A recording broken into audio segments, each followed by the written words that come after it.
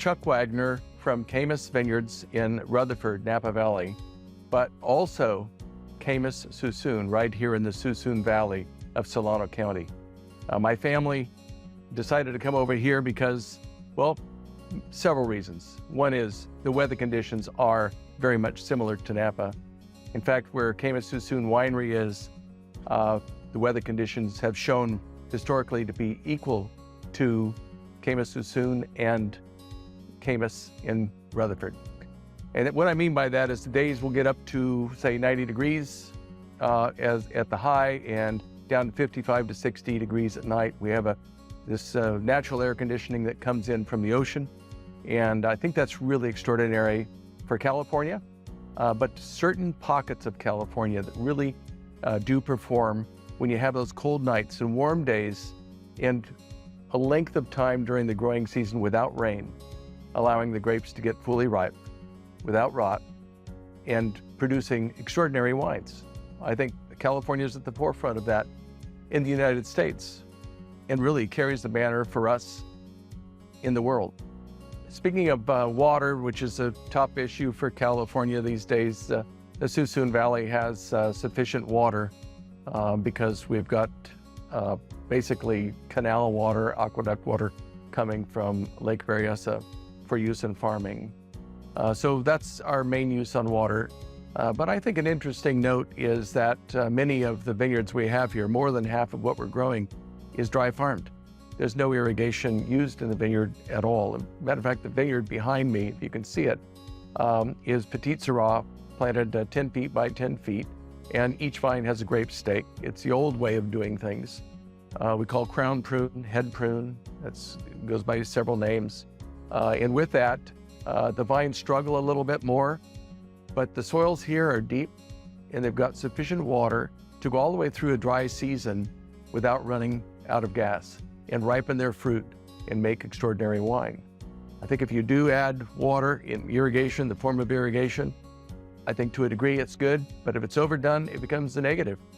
There's a lot of adages and myths in our business of winemaking, and one of those is, which I think is true, is over-irrigation is like adding a water hose to your fermentation tank in dilution, and I think there's some truth to that. So when we pick our crop, it's lighter, it doesn't have the weight, the berries are smaller, the colors are deeper, the concentration of the wine, I think, is more extravagant, welcoming, fruit-driven.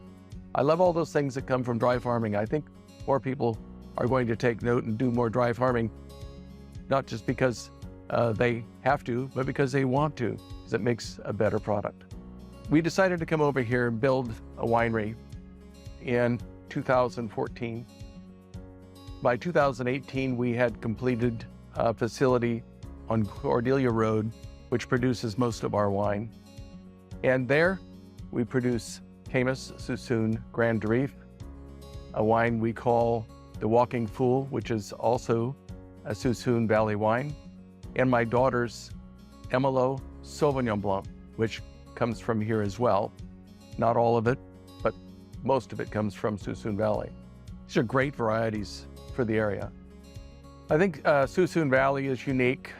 Yes, it has similarities with Napa in its weather conditions, climate, but soils are somewhat different.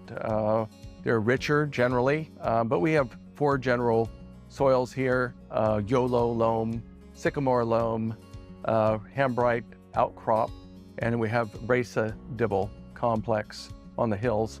I think all of those can produce great wines, but maybe not just Cabernet Sauvignon. I would say the primary varieties here would be the dark reds, such as Petite Syrah, Zinfandel, several Italian varieties that probably will perform over the years. I want to point out that there's a lot of interest about these new varieties. It's not the same old varieties that we've been producing for 100 years in Napa. There's a lot of excitement to taste a variety and something new. And I think Suisun brings about not just the new varieties, a new taste in wine, and a new place to visit. And it's more attuned to 21st century, not tied to old historical wineries with stone buildings. As you can see, we're here at Caymus-Suisun tasting room, and it's glass, and It looks pretty high tech. In fact, it is. It's a beautiful place that you're able to be in the inside and look out, or the outside and look in. And it's beautiful. It shows the beauty of Suisun Valley. The Suisun Valley, by the way, is an agricultural preserve. Many people don't know that. So we have a 20-acre minimum parcel size, and only one home per parcel is allowed. Well, what that means is we won't have commercial areas, say of commercial buildings and/or houses and the developments of that sort. This about 9,000 acres plantable here is purely agricultural with a few farmhouses, and I think that's the way people want it to remain. That being said, I think we can find a little bit of luck producing wines and producing an environment for agro-tourism, so people can get out here to taste the products of the area of Suisun. I think that's going to be first and foremost, and we're well located near the highway, far enough to where you don't hear any traffic, but we're very close and convenient to Highway 80. Well, I think my family has been producing wine for generations. I want to believe that we continue to be innovative over the years. What does that mean? Well, it means you might want to try different varieties, different rootstocks, trellis systems, irrigation or no irrigation, a dozen different ways of making wine to make something unique and different than, say, the next winery down the road. But I think especially to make something that people like to drink. I think the primary use for wine is at the table, and that's what we're trying to produce. Our Caymus-Suisun Grand Tarif with, say, a dinner. It could be a pasta or it could be a steak. I mean, I don't think things get better than that.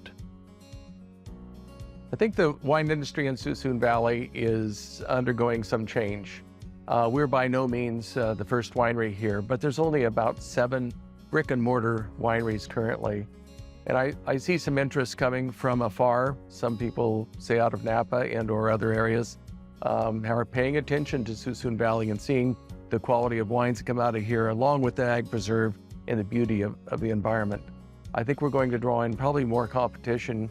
Hopefully that'll be, I hope it'll come, but I also want to preserve what we've got here. If I had anything to say about it, to try and make sure we don't influence the traffic in a negative way or change the look of the place.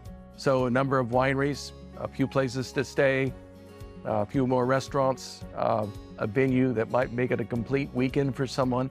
I think we're not far off from that, and that is the goal.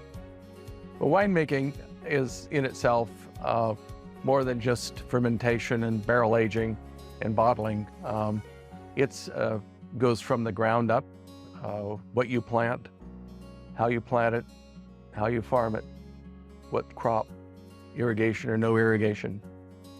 These are all starter points. And from that point, when we get to the winery, yes, we want to make sure that we're producing the wine properly, uniquely. We use nothing but the best when it comes to aging our wines. We use top range French oak barrels, 60-gallon barrels to age the wine. I think that's, I don't think it gets better than that actually, for some of the reds especially. My daughter is using American barrels for her walking fool, so there is a difference between the 2 red wines that I mentioned. But it's a lot of excitement here. I think that the changes about how my family addresses that whole winemaking process, I think it's always ever changing. It brings in some excitement for the next generation to not be doing something that you say your grandfather did.